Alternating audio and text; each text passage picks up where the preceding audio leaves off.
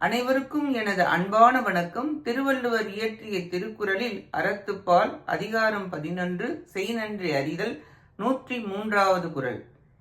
பயன் தூக்கார் செய்த உதவி நயன் தூக்கின் நன்மை கடலின் பெரிது. பயனை எதிர்பாராமல் ஒருவர் செய்த உதவியாகிய அன்புடைமையை ஆராய்ந்து பார்த்தால் அதன் நன்மை கடலினும் மிக பெரியதாகும்.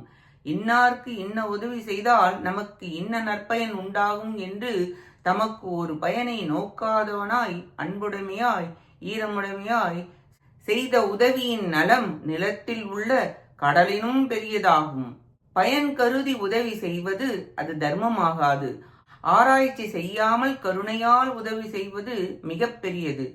காரணம் இன்றி செய்த உதவி வையகம் வானத்தை விட பெரியது. காலத்தினால் செய்த உதவி உலகத்தை விட பெரியது.